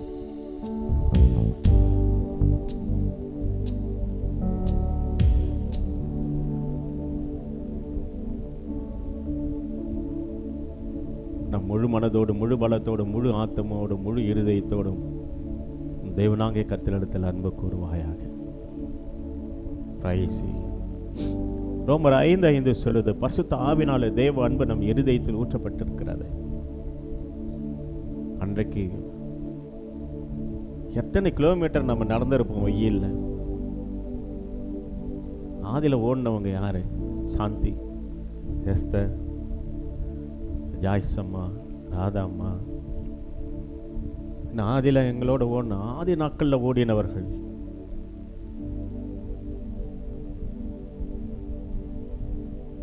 என்ன ஓட்டம் தெரியுமா அது? மழையிலும் வெயிலும் பாராம ஓடினாங்க. ஒரு சிலர் நம்மிடத்தில் இல்லாவிட்டால் அவங்க சொன்னாங்க, அப்பா எங்களை ரொம்ப நல்லா வளர்த்தாரு. இன்ன வரைக்கும் சொல்லுங்க, அப்பா எங்களை ரொம்ப நல்லா வளர்த்தாரு ஆண்டவருக்குள்ள. வருவார்கள், நிச்சயமா மந்தைக்கு திரும்பி வருவார்கள். போன எல்லா ஆடும் கட்டாயம் திரும்பி வரும். ஹல்லேலூயா. அந்த ஓட்டம்.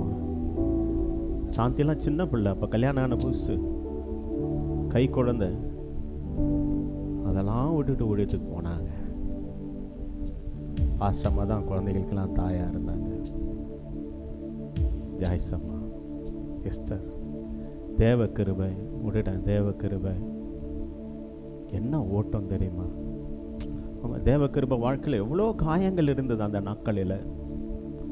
அந்த பிள்ளைகளை வளர்க்கறது பட்ட பாடுகள், அவ்வளோ பாடுகள். அந்த பாடுகள் மத்திலும் அந்த அம்மா ஓடினாங்க தெரியுமா? அப்படி உந்தி தள்ளினது எது? ஆண்டவர் மேல் உள்ள அன்பு. வெயில் என்றும் பனி என்றும் மழை என்றும் பாராமல் காலையில் போவாங்க, சாப்பிட்டு போவாங்களா சாப்பிடாம போவாங்களான்னு தெரியாது, பசியோடு போவாங்க. சில நேரங்களில் மதியம் சாப்பாடே கிடைக்காது, டீ குடிச்சிட்டு ஊழியத்தை செஞ்சுருக்கிறாங்க. கர்த்தரே அதுக்கு சாட்சி.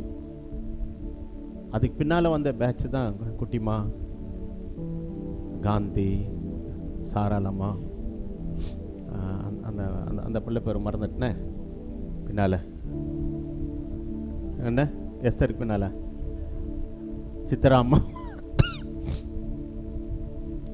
அதன் பிறகு வந்த பேட்ச். அதெல்லாம் ஒரு சிலர் பேரை நான் மறந்து விட்டுருக்கலாம், அதனால் நீங்கள் பெருசாக எடுத்துக்காதீங்க.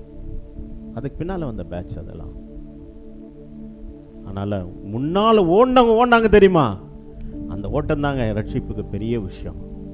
அனிதா, அதன் பிறகு அனிதா வந்திருந்தாங்க. எப்படி முன்னால ஓடின முன்னேர்கள் இவர்கள் எல்லாம். அந்த ஓட்டம் இப்ப இல்லைங்க. ஏன் ஓட்டம் எல்லாம் அன்பு இல்லை? என்னையும் சேர்த்து தான். நான் ஓடின ஓட்டம் சாதாரண ஓட்டம் கிடையாது. நான் கற்பனைக்கு எட்டாத ஓட்டங்கள் நான் ஓடின ஓட்டம். 3 முறை 40 நாள் ஒரு பிடி சாப்பாடு கூட இல்லாமல் உபவாசித்து ஓடின நாட்கள் உண்டு. அடுத்த வேளைக்கு சாப்பாட்டுக்கு வழியே இல்லை, அது அனாத மாதிரி பிள்ளைங்களை விட்டுட்டு உபவாசித்த நாட்கள் உண்டு. என்ன ஓட்டம்! இப்படி உண்டி தள்ளிடுறது ஆண்டவருடைய அன்பு. இன்றைக்கு கூட நாம் எல்லோரும் சேர்ந்து ஓடுவோம் ஆண்டவருக்காக. அடுத்த தலைமுறை ஊழியத்தை செய்ய வேணும். அடுத்த தலைமுறை ஊழியத்துக்கு உருவாக வேணும். ஏன் தெரியுமா? சபையானது நரகத்துக்கு போகக்கூடாது. நம்மை சுற்றியுள்ள இருக்க ஜனங்கள் நரகத்துக்கு போகக்கூடாது. காப்பாற்ற வேண்டிய முக்கியமான கடமை சபைக்கு உண்டு. அந்த ஆத்தும பாரம் நமக்கு கட்டாயம் தேவை. ஆத்தும பாரம் எப்போ வரும்? ஆண்டவர் மேல அன்பு இருந்தாதான் ஆத்தும பாரம் வரும். ஊழியக்காரங்கள முன்னால வாங்கலாம். கொஞ்சம் உண்மையாக அவங்களுக்கு நான் ஜெபிக்க விரும்புகிறேன். ஊழியக்காரெல்லாம் முன்னால வாங்க. எல்லா ஊழியக்காரங்க முன்னால வாங்கல. உங்க ஓடின ஓட்டம் இருக்கு தெரியுமா? உங்க ஓடின ஓட்டம் இருக்கு தெரியுமா? ஃபர்ஸ்ட் பேட்ச் அதுதான் முன்னேர். இந்த முன்னேர் ஓடின ஓட்டம் இருக்கு தெரியுமா? கிளாடிஸ் வாங்க, ஒப்பு கொடுத்தவங்களாம் வாங்க. நான் சொன்னேன், ஏற்கனவே சொல்லிட்டேன். ஒரு சில பேர்களை நான் விட்டுக்கிட்டேன், கோச்சிக்காதீங்க. வயது நிமித்தம் சில பேர் நான் விட்டுக்கிட்டு இருப்பேன். வாங்க. அந்த பக்கம் எல்லாம் முன்னால் ஆரோக்கியம். அந்த பிள்ளை ரட்சிக்கப்பட்ட நாளிலிருந்து ஆண்டவருக்காக ஒப்பு கொடுத்து ஓடுறான். பெரிய துணை. ஊழியம் செய்கிற சகோதரிகளுக்கு ஆரோக்கியம் மிகப்பெரிய துணை. ஒரு நாளும் முறுமுறுத்தது கிடையாது அந்த ஆரோக்கியம். பசியும் பட்டினியும் எந்த நிலையிலும். வாங்க முன்னால் அந்த பக்கம் திரும்புங்க. இப்படி வரிசையாக இங்கே வாங்க. வந்துட்டு அந்த பக்கம் திரும்புங்க. ரீனா தாரானா, ஷிகானா தாரானா.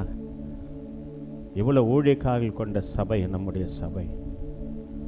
ரீபா கனமா தூரானா, ஷிகனா தாரானா, ஷகனா தாராமா. லோகம்மா நல்லா குறி சொல்லி கொண்டிருந்தவர்கள் லோகம்மா. இந்த காண்டபாளையத்தில் சாமி ஆடிக்கொண்டிருந்த லோகம்மா இங்கே விடுதலை ஆனாங்க, ரட்சிக்கப்பட்டாங்க. சத்யாம்மா, இப்படி அநேகரை சொல்லலாம். இவ்வளவு திரளான ஊழியக்காரர் இருந்தும் இன்னைக்கு சபை ஒரு எழுப்புதலை காணவில்லை. காரணம் என்ன தெரியுமா? முதலாவது நானும் ஒரு காரணம். நான் இவரோடு இந்த நாட்கள் எல்லாம் நல்லா ஓடினாங்க. காலையிலிருந்து நைட்டு வரைக்கும் உங்களோட தான் இருப்பேன்.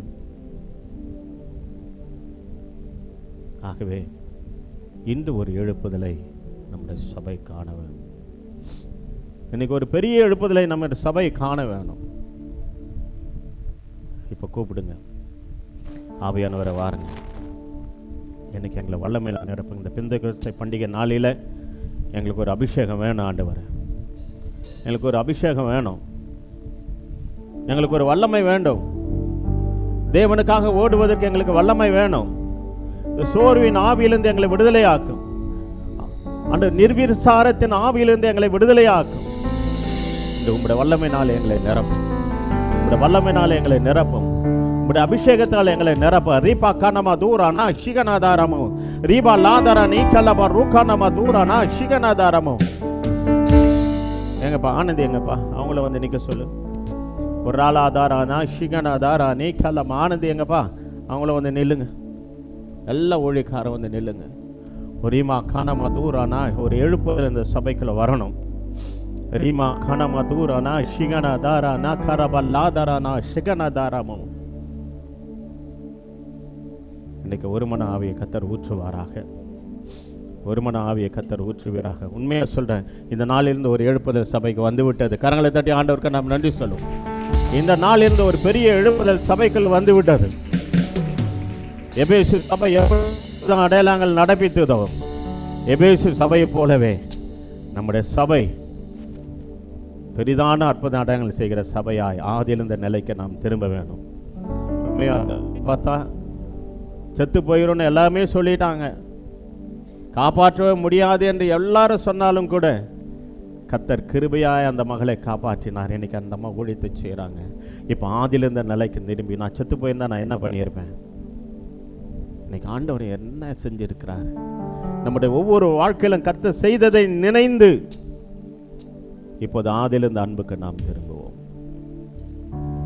அப்பா உம்மை நேசிக்கிறேன் என்று சொல்லுங்க. கரங்களை உயர்த்தி என்னோடு சேர்ந்து தான் சொல்றேன், இயேசுவே உம்மை நேசிக்கிறேன்பா, உம்மை நேசிக்கிறேன்பா. எல்லா சபை மக்களும் ஆண்டவரே உம்மை நேசிக்கிறேன்பா, ஆண்டவரே உம்மை நேசிக்கிறேன்பா. ரீகானா தாரா நாகாரபா லாதரா நீ கலபா ருக்கானமா தூரமோ ரீபா லாதரா நீ கலபா ருக்கானமா தூரா நா ஷிகனா தாரமோ. உடைய வல்லமுள்ள அபிஷேகத்தை எங்கள் மேல் ஊற்றுப்பா. பெந்தகோஸ்து நாளில் இறங்கின அந்த அபிஷேகத்தை எங்கள் மேல் ஊற்றுங்கப்பா. ஒரு ரபா லாதரா மீ கலபா ருக்கானமா தூரா நா ஷிகனா. இதோ வேற மனுஷனாய் மாறி போனான். பவுல் மேல பரிசுத்த ஆவியின் இறங்கி வந்தபோது அவன் வேற மனுஷனாய் மாறினான். ஓ கலபா ஆதி பெந்தகோஸ்து நாளில அற்புத அபிஷேகம் அந்த ஜனங்கள் மேல் இறங்கி வந்தபோது அப்போஸ்தலர் கையினாலே பெரிதான அற்புத அடையாளங்கள் நடந்தது. இன்று உங்களுடைய கையினாலே இதோ முழுக்கம் உயர்த்தி இருக்கிற உங்கள் கையினாலே தேவன் பெரிதான அடையாளங்களை செய்வார். தேவன் பெரிதான அற்புத அடையாளம் உங்களை கரைத்து கொண்டு செய்வார். எபேசு மக்கள் எப்படி பெரிய வல்லமையால் நிரப்பப்பட்டிருந்தார்களோ அதே வல்லமையை தேவன் இந்த நாளில் நமக்கு தர வல்லமையுள்ளவராய் இருக்கிறார். ஆண்டவரே அபிஷேகத்தை ஊற்றுமையா, அபிஷேகத்தை ஊற்றுமையா. எபேசு சபை போல ஓராளா நல்ல குணசாலியான சபையா ஆண்டவரே, ரீலாதாரா நாஷா பரிசுத்தமுள்ள சபையா தேவன் நாம மகிமைக்கண்டு எழும்பி பிரகாசிக்க உதவி செய்யுங்க ஆண்டவரே. உடைய வல்லமுள்ள கரம் இறங்கட்டும் ஐயா. உரிபா கனமா தூரமா ஓ மாம்சத்தோடு ரத்தத்தோடும் அல்ல, ஓ அந்தகார வல்லமையிலோடு வான மண்டலத்தில் பொல்லாத சேனைகள் ஆவியிலோடு நமக்கு யுத்தம் உண்டு. யுத்தம் செய்கிற சபையா எங்களை மாற்றும், யுத்தம் செய்கிற சபையா எங்களை மாற்றும். ரீலாதாரா நாஷகலா தாராவோ. கத்த தந்த ஊழியக்காரர்களுக்காக நம்ம காரங்களை தட்டி ஆண்டவரே இவர்களை கத்த தந்த ஊழியக்காரர்களுக்காக காரங்களை தட்டி இவர்களை பலப்படுத்தும் என்று சொல்லுங்க. ராகானா தாரா நகாரபா லாதாரா நிகலபா ருகலபா ரிபா லாதாரா நிகலபா ருகலபா தூரா நகலா தாராமோ ரீலா தாரா நகரபா லாதாரா நிகலபா ருகலபா தாராமோ ரீலா தாரா நஷிகலா தாரா நிகலபா ருகலபா தாராமோ ரிபா லாதாரா மிகலபா ருகலபா தூரா நஷிகலா தாராமோ ரிபா லாதாரா நிகலபா ருகலபா தூரா நா ரீலா தாரா நிஷகலா தாரா நிகலபா ரு. எல்லாரும் அதே பாஷை பேசும், எல்லாரும் ஆவியானவரை நிரப்புங்க என்று கேளுங்க. ஓரி கானா தாரா நீ கலபா ருகலபா தாராவோ ரீபா லாதாரா நீ கலபா இஷவலபா தூரா ரவோ ரீபா லாதாரா மகரபா லாதாரா நீ ரீபா லாகரபா லாதாரா நா ஷகலா தாரா நீ கலபா. ஊற்றுங்கப்பா, உடைய அபிஷேகத்தை ஊற்றுங்கப்பா, உடைய அக்னியை ஊற்றுங்கப்பா, உடைய வல்லமையை ஊற்றுங்கப்பா எங்கள் மேல ராலா தாரா நா ஷகலா தாராவோ.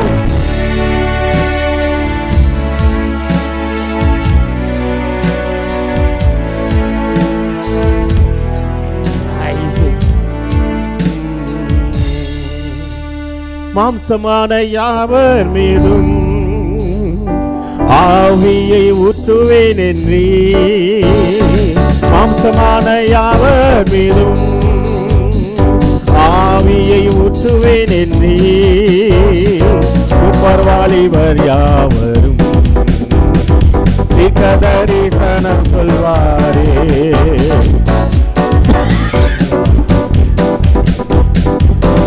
தரிசனம் சொல்வாரே.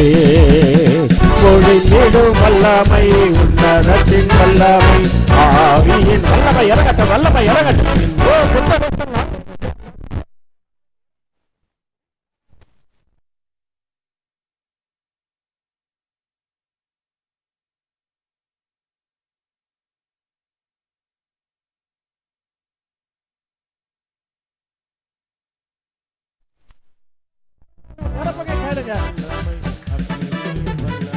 பொழிந்திடும் வல்லமை உன்னதத்தின் வல்லமை ஆவியின் வல்லமை அக்கினியின் வல்லமை ரீலாதாரான கரபலாதாரமோ ரீபலாதாரமை சபலபதுர விகலப ருகலப துரமோ வல்லமை தேவை தேவா வல்லமை தாரும் தேவா இன்றே தேவை தேவா இப்போ ஆமென் இன்றே தேவை இப்போ தேவை இப்பொழுது ரைட் நவ ரிபா கரபலாதாரமோ ஆவியின் வல்லமை அக்கினியின் வல்லமை கரபலாதாரமோ சபலபதுரமோ கரபோ ரீபலாதாரமி கலப ருகலப துரன சகலதாரம கரபலாதாரமோ ரீலாதாரன சகலதாரமி கலப ரகலப துரமோ ரீலாதாரன சிகனதாரம கரபலாதாரமோ ரீலாதாரன சிகனதாரம கரபலாதாரமோ ஆவியின் வல்லமை அக்கினியின் வல்லமை பெந்தேகோஸ்தே நாளை போல பெரிதான முழக்கத்தோடு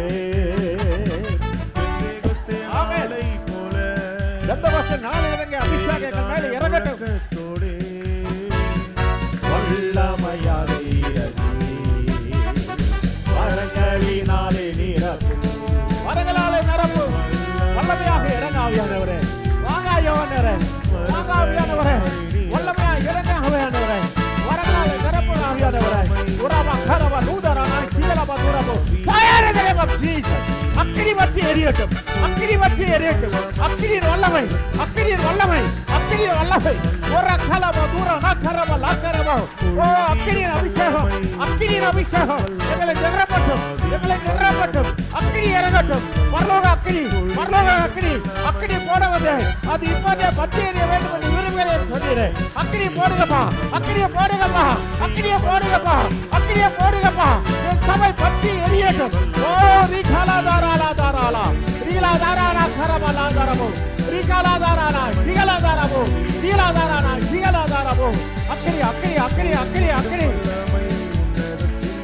அக்கினி பற்றி எரியட்டும் உரிமா கரப நூதரானா செவலபதாரமோ ஆமென்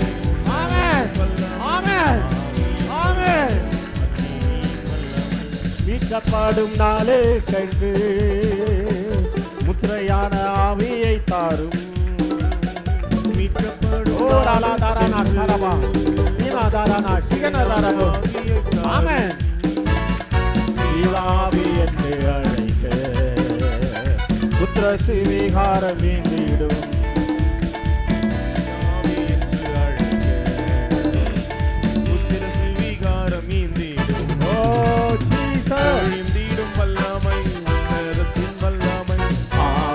வல்லமை அக்கினியின் வல்லமை பொழிந்திடும் வரபலாதாரனா கரபலாதாரமோ ரீபலாதாரமோ சபலபதுரமோ ரீபலாதாரமி கலப ருகலப துரமோ ரீபலாதாரமி கலப ருகலப துரமோ ரீபலாதாரமி கலப சபலபதுரமி அப்பா அக்கினி போடுங்கப்பா உம்முடைய பரிசுத்த அக்கினி இறங்கி வரட்டும் சுட்டெரிப்பின் அக்கினி ஆவியானவரே எங்களை நிரப்பணும் பரிசுத்த ஆவியானை நிரப்பணும் புறாரூபத்தில் இறங்கி வருகிறீரே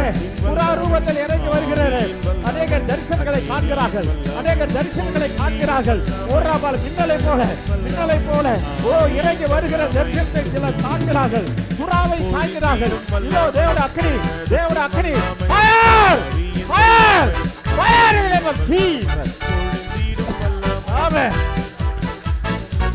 ஆவியின் வல்லமை அக்கினியின் வல்லமை பொழிந்திடும் வல்லமை உன்னதத்தின் வல்லமை ஆவியின் வல்லமை அக்கினியின் வல்லமை பொழிந்திடும் வல்லமை உன்னதத்தின் வல்லமை ஆவியின் வல்லமை அக்கினியின் வல்லமை பெந்தேகோஸ்தே நாளை போல பெரிதான முழக்கத்தோடு பெந்தேகோஸ்தே நாளில் இறங்கின அக்கினி எங்கள் மேல் இறங்கி வரட்டும். பெந்தேகோஸ்தே நாளில் இறங்கிய அக்கினி எங்கள் மேல் இறங்கி வரட்டும். ஆவியானவர் எங்கள் மேல் இறங்கி வரும். ஒரவாலாதாரனா சகலாதாரமோ ரீவகரப தூதராலா சம தூரமகரப லாதாரவி. ஆமென். பொழிந்திடும் வல்லமை உன்னதத்தின் வல்லமை ஆவியின் வல்லமை அக்கினியின் வல்லமை பொழிந்திடும் வியாதிகள் சுகமாகட்டும். பிசாசின் வல்லமையில் வெளியேற்றம், சத்துரு போராட்டங்கள் நீங்கட்டும். இதோ பரிசுத்த ஆவியின் அபிஷேகம் ஒவ்வொரு சிரசின் மேல் இறங்கி வருவதாக, ஒவ்வொரு மேல் இறங்கி வருவதாக, பரிசுத்த வல்லமை ஒவ்வொரு மேல் இறங்கி வருவதாக. கட்டுகள் முறிக்கப்படுவது, சத்துரு முறிக்கப்படும். ஆமென்.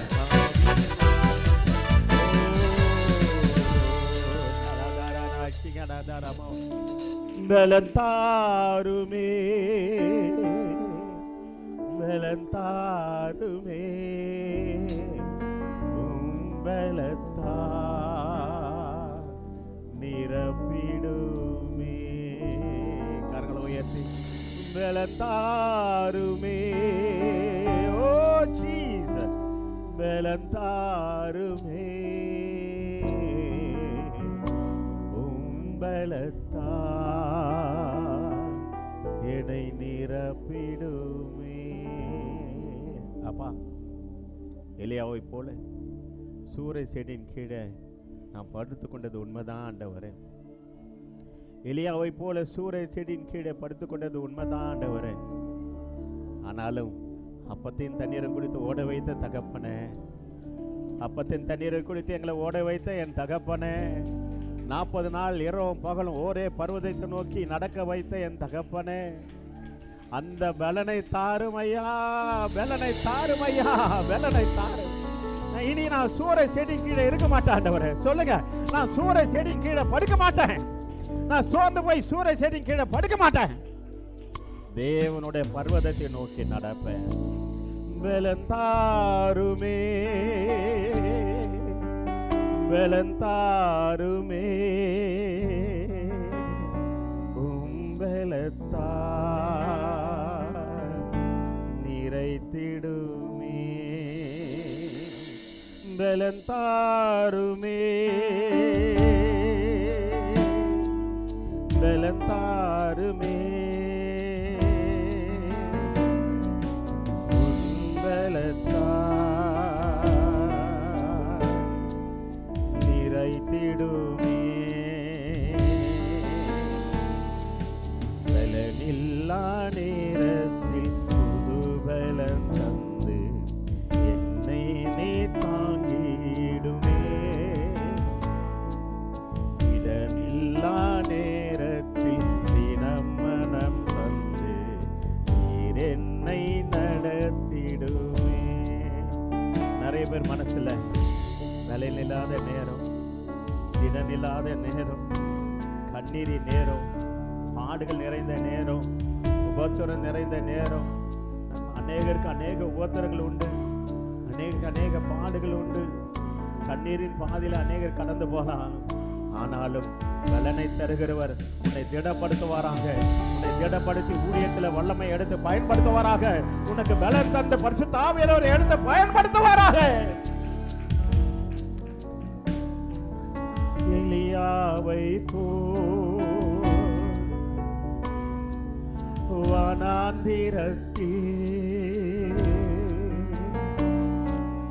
களைத்து போய் நிற்கின்றேனே.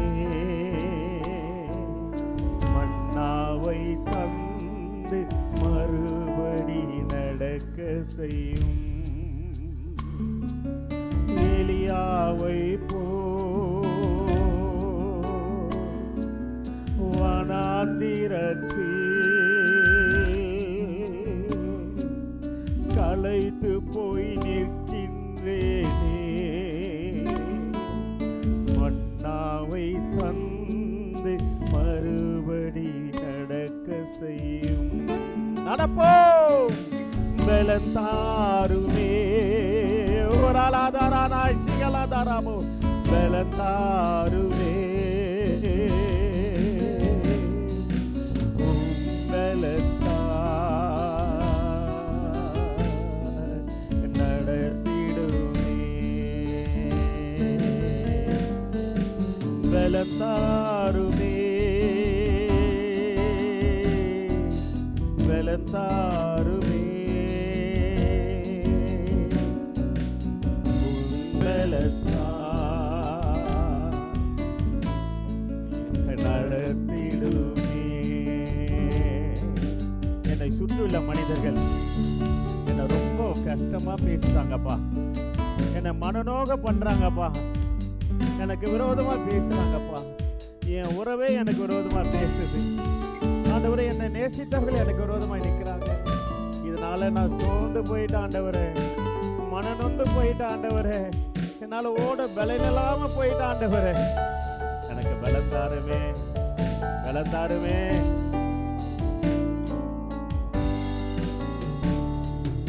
மனிதர்களின் நிந்தனையா மனநொந்து நிற்கின்றேனே, மன்னித்து மறக்க உந்தலின் பலம் தாருமே. மனிதர்களின் ஆமாப்பா நிந்தனையா மனநொந்து நிற்கின்றேனே, மன்னித்து மறக்க உந்தனின் பலம் தாருமே, பலம் தாருமே. எல்லா கரங்களை நேராய், கரங்களை பரலோகத்துக்கு நேராய். இன்னைக்கு பலம் தான், பரிசுத்த ஆவியின் வல்லமை, பரிசுத்த ஆவியோட பலன், பரிசுத்த ஆவியோட அக்கினி. ராக்காலாதாராலாய் சீகலாதார பலம் தாருமே, பலம் தாருமே, பலம் தார் என்னை நடத்திடுமே. அப்படி முழங்கல் போடலாமா? அப்படி முழங்கல் போடலாமா?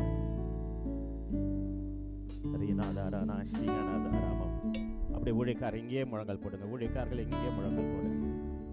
ஓ ராலாதாரானா ஸ்ரீகலாதா ஊழியக்காரர்களுக்காக